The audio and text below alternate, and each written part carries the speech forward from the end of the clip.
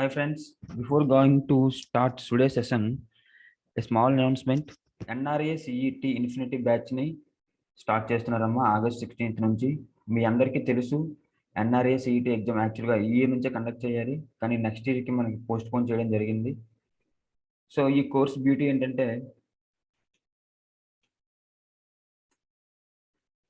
So IBPS ఎగ్జామ్కైనా SSC అయినా RRB ఎగ్జామ్స్కైనా ఏ ఎగ్జామ్స్కైనా సరే ఒకటే ఉంటుందమ్మా, ఇది ఎంట్రన్స్ టెస్ట్ లాంటిది. సో ఆ తర్వాత మనకి మెయిన్స్ అనేది ఉంటుంది. సో ఇదన్నిటికీ కామన్ అనమాట ఎన్ఆర్ఏ సిఈటి ఎగ్జామ్. సో ఈ కోర్సులోకి వచ్చేసరికి మనం ప్రిలిమ్స్ మెయిన్స్ రెండు కవర్ చేస్తాం. From advance level, from basic to advance level వరకు కూడా కవర్ చేస్తాం అండి. అది మ్యాథ్స్లో ఏముంటుందమ్మా, క్వాంట్ అయినా, ప్యూర్ మ్యాథ్స్ అయినా, ఇంగ్లీష్ అయినా, reasoning, general awareness, general studies, ప్రతిదీ కూడా from basic to high level cover చేస్తామమ్మా. ఈ కోర్సు వ్యాలిడిటీ వచ్చి లైఫ్ టైం వ్యాలిడిటీ ఉంటుంది. ఏదైనా ఆన్లైన్ ఆర్ ఆఫ్లైన్లో కూడా మనకి లైఫ్ టైం వ్యాలిడిటీ అనేది అవైలబుల్గా ఉంది. Classes starts from August 16th నుంచి స్టార్ట్ అవుతున్నాయి మా క్లాసులు. సో ఫీజు వచ్చేసి ఆన్లైన్లో 10,000, ఆఫ్లైన్లో 15,000. సో మీకు ఏమైనా ఎంక్వైరీస్ లాంటివి ఏమైనా మాట్లాడాలనుకుంటే ప్రత్యూషమైన కాంటాక్ట్ అవ్వండి, కింద నెంబర్ ఉంది. ఓకేనా? Okay, thank you. Let's start today session now. So నేను ఒకటి రాస్తానండి, a into b is equal to c. అంటే మీనింగ్ ఏంటి? The product of a and b is equal to c. Okay, so ఇక్కడ నేను చేసిన సి కాన్స్టెంట్గా ఉంటే ఏమవుద్దమ్మా, a is inversely proportional to b. ఓకేనా? A is inversely proportional to b. That means A1 B1 is equal to A2 B2. అంతే కదమ్మా? So ఇప్పుడు ఏమవుతుంది ఒకసారి చూద్దాం. సో నేను a into b is equal to సిని 3/4 రాశాను అనుకోండి. ఈ సి అనేది ఎంత అవుతుందమ్మా? అప్పుడు 12 అవుతుంది. సో ఈ 12ని కాన్స్టెంట్గా ఏం చేసుకోవచ్చు, నేను 4/3 అని కూడా రాసుకోవచ్చు కదా. సో అప్పుడు ఏమవుతుందంటే ఒక కేసులో 3/4 ఈజ్ ఈక్వల్ టు 4/3 అన్నాను అనుకోండి. అంటే ఏంటి దీని మీనింగు?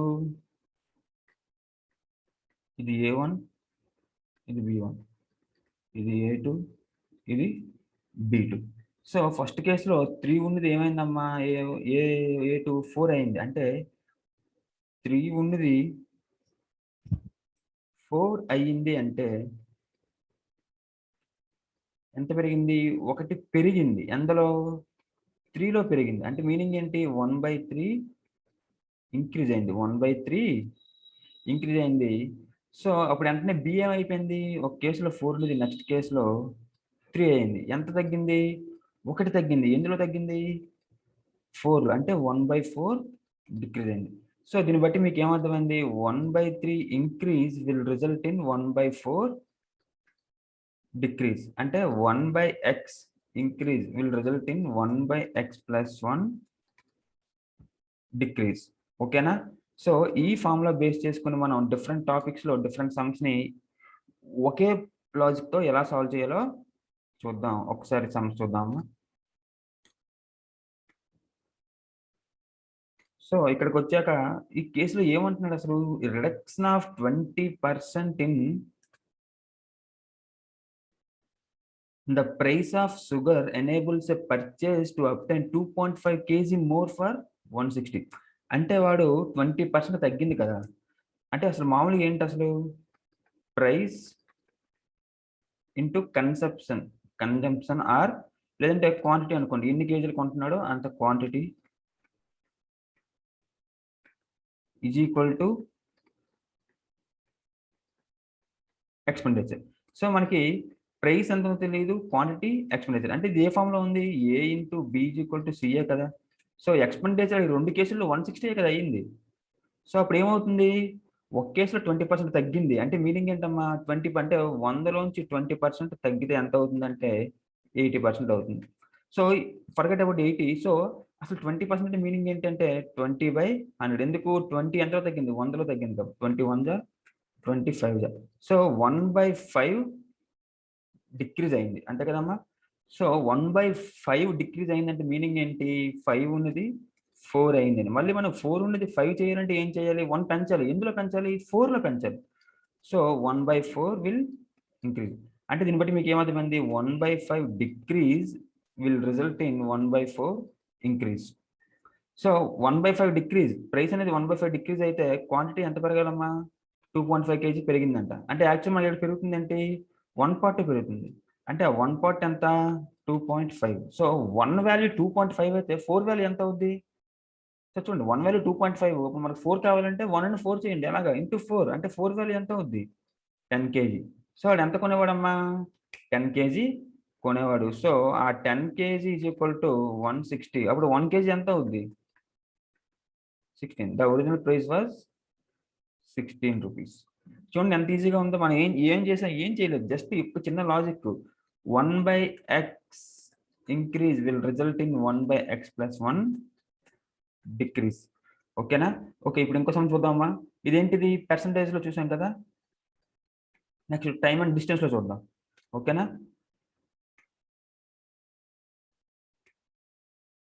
టైమ్ అండ్ డిస్టెన్స్ లో చూద్దాం. సో చూడండి ఒకసారి ఇందులో ఏమన్నాడో ఒకసారి, సమ్మలో ఏమన్నాడో ముందు క్లియర్గా తిందాం, చదువుతా ఒకసారి. 50 కిలోమీటర్తో వెళ్తున్నప్పుడు ఆఫీస్కి 10 minutes లేట్ వెళ్ళాడంట. కానీ నెక్స్ట్ డే ఏం చేశాడు? Increase speed and moves at 60 km/h వెళ్ళాడంట. And reaches his office 5 minutes early. What is the distance from his home to his office? ఓకేనా? సో అసలు నేను గంటకి 2 kilometers లెక్కన వెళ్తే 5 గంటలతో వెళ్తానమ్మా. 10 kilometers స్పీడ్ 10 kilometers వెళ్తాను. అక్కడ నా స్పీడ్ ఎంత? 2 km/h. టైం ఎంత? 5 hours. సో ఇది ఏ ఫామ్ లో ఉంది? A into B is equal to C form లోనే కదా. A into B is equal to C form లోనే కదా ఉంది ఇది కూడా. సో ఇప్పుడు చూడండి ఎంత ఈజీ సమ్ చేయడం.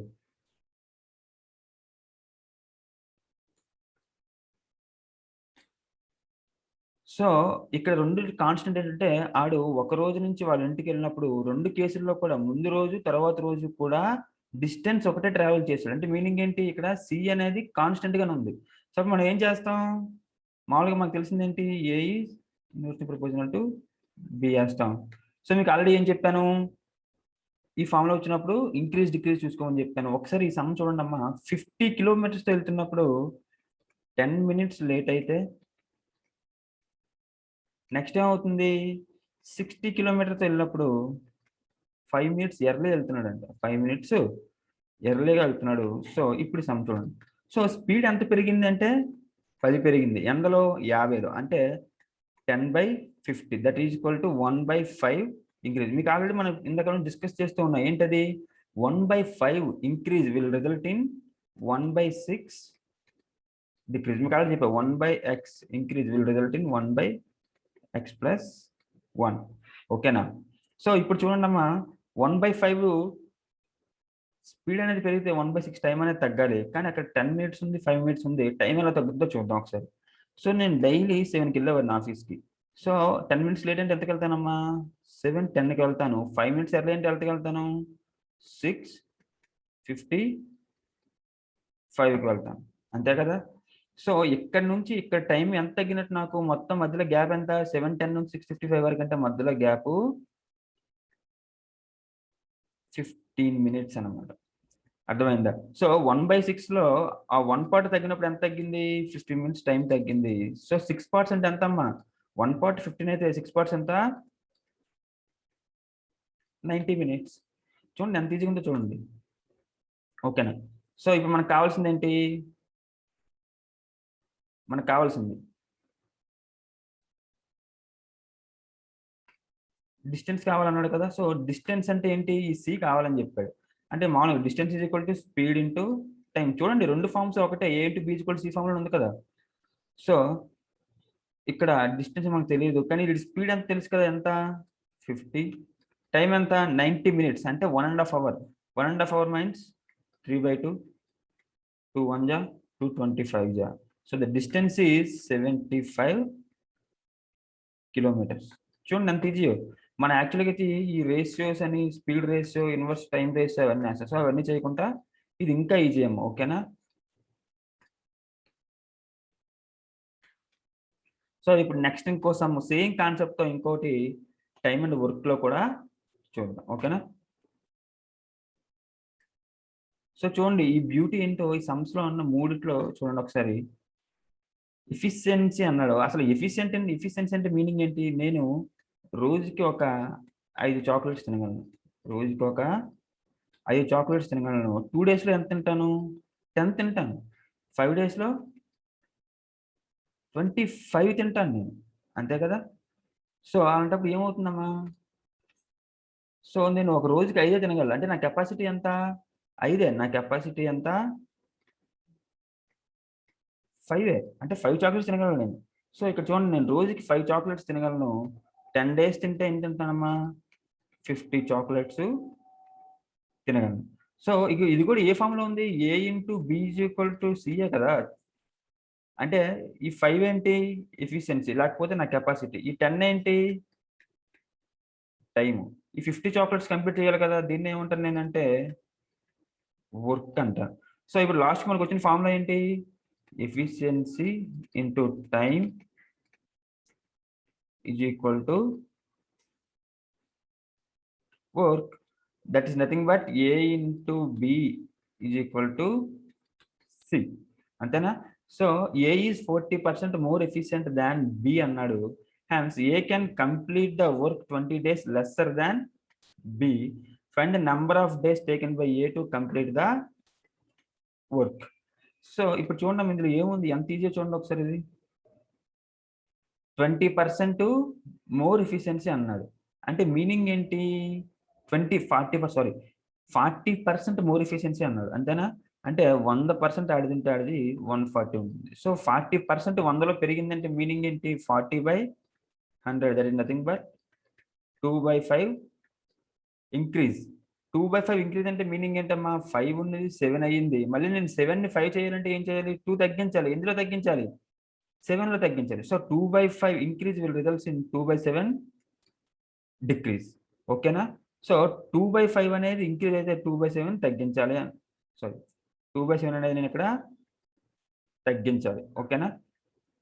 ఇంకొకసారమ్మా. So, 2/5 increase will result in 2/7 decrease. ఇప్పుడు ఏం కావాలి? Find the number of days to taken. అంటే ఇక్కడ ఏంటి? ఎఫిషియన్సీ ఇంక్రీజ్ అయిందంటే డేస్ అనేవి తగ్గుతున్నాయి. ఎన్ని రోజులు తగ్గుతున్నాయి? ఇక్కడ యాక్చువల్‌గా 2 పార్ట్స్ తగ్గుతున్నాయి. సో, 2 పార్ట్స్ అంటే ఎంత ఇచ్చాడు ఇక్కడ? 20 డేస్ ఇచ్చాడు. సో, 2 పార్ట్స్ 20 అయితే 7 పార్ట్స్ ఎంత అవుద్ది? 70 అవుద్ది. కానీ ఇక్కడ ఎఫిషియన్సీ 40% మోర్ కదా! సో, 40% మోర్ అంటే 7 ఉన్నది 2 తగ్గితే ఎంత అవుతుంది? 5 అవుతుంది. సో, 2 వాల్యూ 20 అయితే 5 వాల్యూ ఎంత? 50. అంటే ఎన్ని రోజుల్లో వర్క్ చేస్తాడంటే 50 డేస్‌లో చేస్తాడన్నమాట. ఓకేనా? యాహ్! ఓకే. Thank you.